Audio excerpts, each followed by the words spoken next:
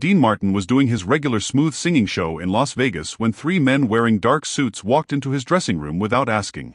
What happened next showed that sometimes the toughest person in the room isn't who you'd think. It was March 15, 1962. Dean Martin was in the middle of his second show of the night at the Sands Hotel. The Copa Room was filled with 400 of Las Vegas's richest people, famous celebrities, politicians, and quite a few people whose money came from places they didn't want to talk about. Dean had just finished singing That's Amore, and was doing his usual relaxed talking with the crowd when he noticed something that made his performer's gut feeling warn him of danger. Three men wearing matching dark suits had sat down at a table in the back of the room, and they weren't watching the show. They were watching Dean. In 1962 Las Vegas, men in dark suits watching you instead of your show usually meant one thing. You had gotten the attention of people you didn't want to meet. But Dean Martin had always been proud of staying honest in a dishonest town. He performed. He got paid. He went home.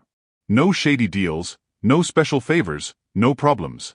The men stayed at their table through the rest of Dean's show, never clapping, never ordering drinks, never looking away from the stage.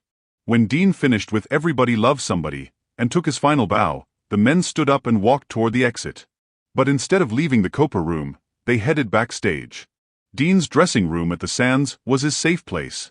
After every show, he would go there to relax, change out of his performance clothes, and calm down from the energy it took to make everything look easy for 2 hours straight. It was the one place in Las Vegas where Dean Martin could stop being Dean Martin and just be Dino. That's where the three men found him 20 minutes after his show ended. Dean was sitting at his dressing table, taking off his fancy shirt buttons when his door opened without anyone knocking. In the mirror, he saw three figures walk into his dressing room and close the door behind them.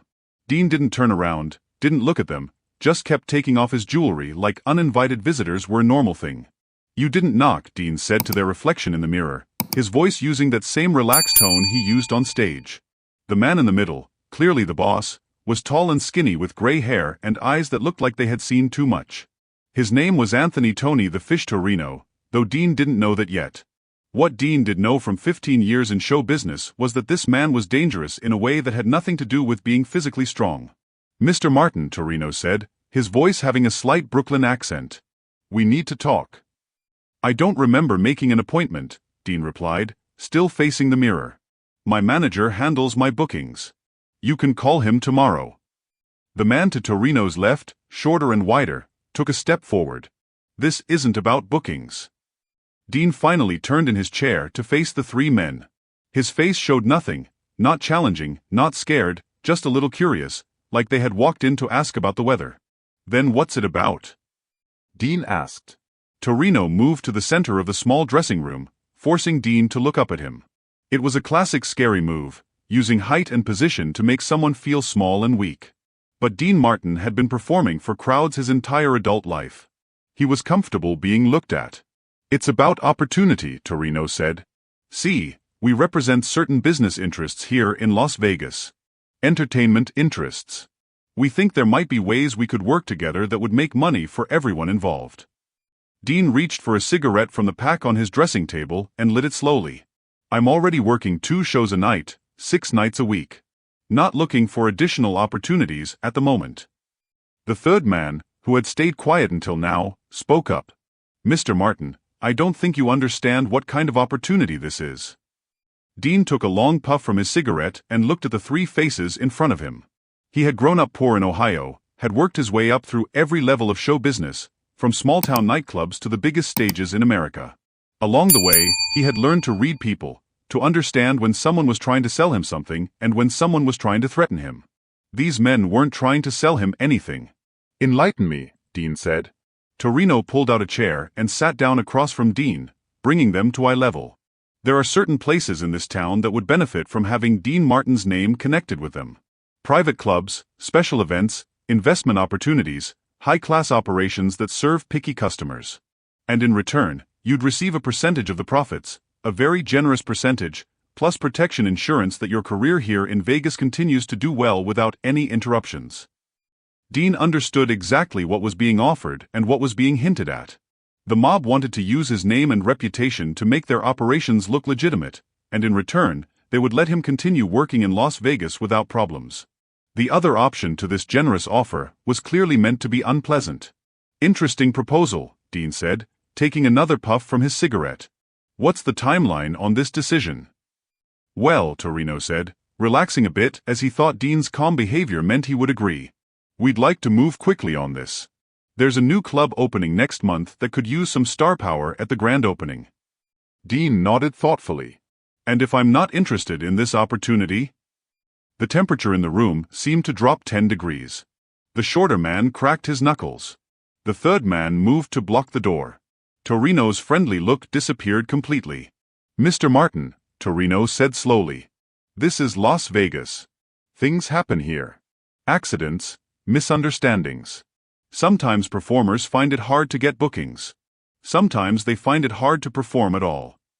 Dean Martin had been threatened before, by angry husbands, by jealous performers, by business rivals, but he had never been threatened by men who could actually do what they promised.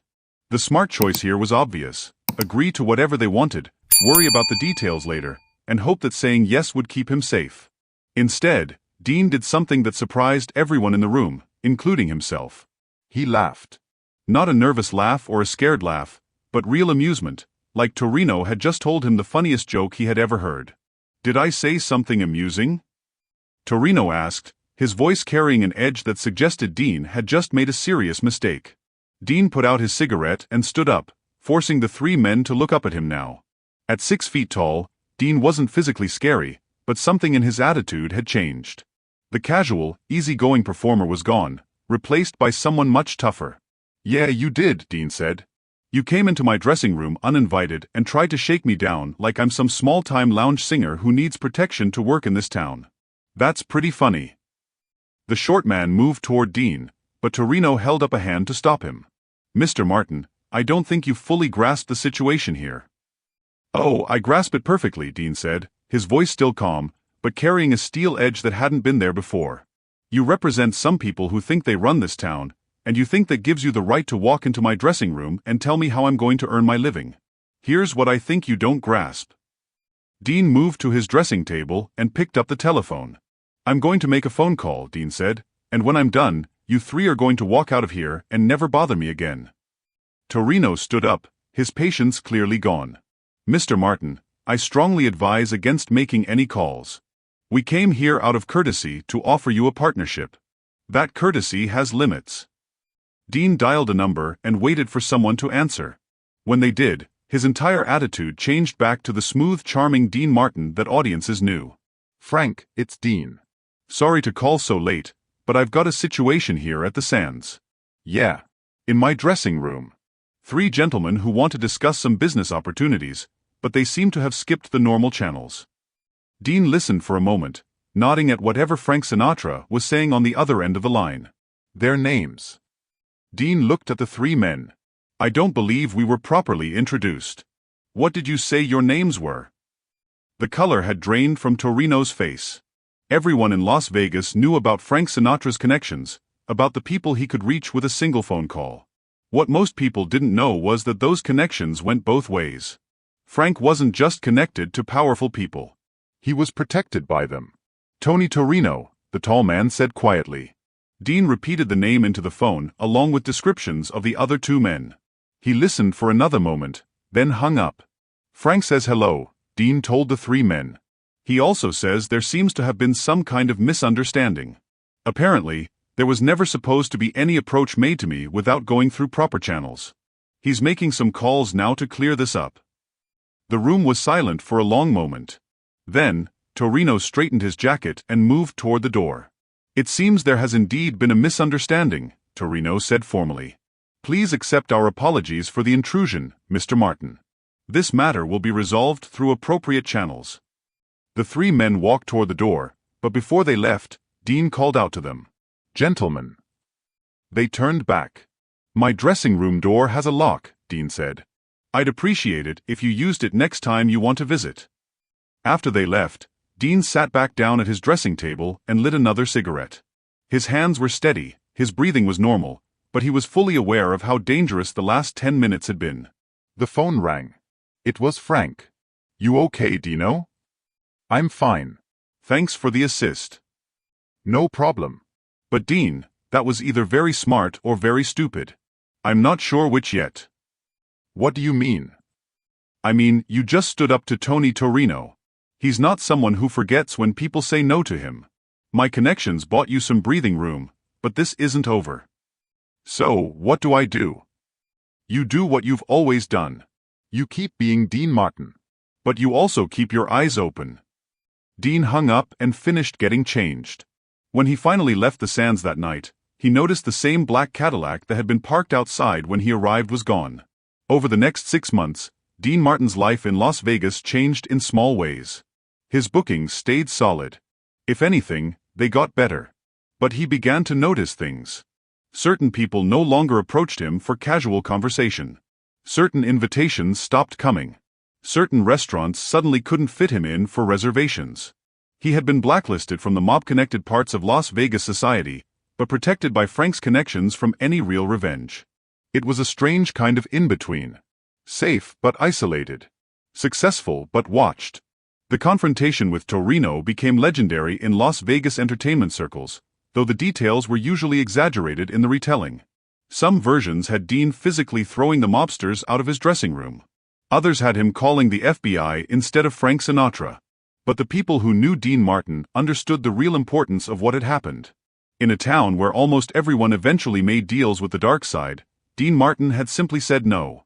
Not dramatically, not defiantly, but calmly and firmly. Jerry Lewis, when he heard the story, said it perfectly captured who Dean really was. Dean never looked for trouble, but he never backed down from it either. He was exactly as tough as he needed to be, exactly when he needed to be. The most interesting detail about the confrontation came out years later when Tony Torino was arrested on unrelated charges. During his questioning, FBI agents asked him about various celebrities who had been approached for mob connections. When Dean Martin's name came up, Torino shook his head. "We tried once. Guy looked me in the eye and basically told me to go to hell without raising his voice or changing his expression. Called Frank Sinatra right in front of us like we weren't even there. You don't mess with someone who's that cool under pressure." The FBI agent asked if Torino's organization had considered revenge against Dean Martin. "Are you kidding? Guy's got more class than anyone in this town. You don't threaten class, you respect it." Dean Martin never spoke publicly about the confrontation, never used it to boost his reputation or scare others.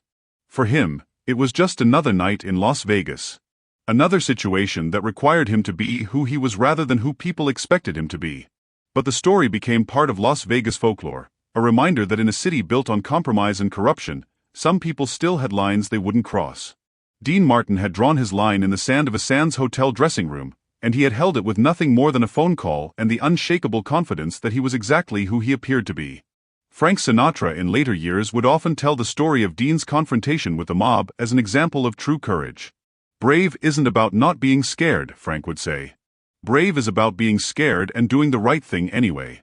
Dean wasn't scared that night. He was just Dean. And sometimes being yourself is the bravest thing you can do. The 3 men in dark suits never returned to Dean Martin's dressing room. And Dean Martin continued to perform in Las Vegas for the rest of his career on his own terms, answerable to no one except his audience and his own sense of what was right. In a town full of people who had sold pieces of themselves for protection, for profit, for survival, Dean Martin remained whole. And that, more than any performance he ever gave, was his greatest achievement in the city of sin. If this story of standing up for what's right in the face of danger moved you, make sure to subscribe and hit that notification bell. Share this video with someone who needs to hear about the courage it takes to stay true to yourself when everyone around you is compromising. Have you ever had to draw a line and hold it, no matter the cost? Let us know in the comments. And don't forget to check out our other videos about the real character behind entertainment's biggest legends.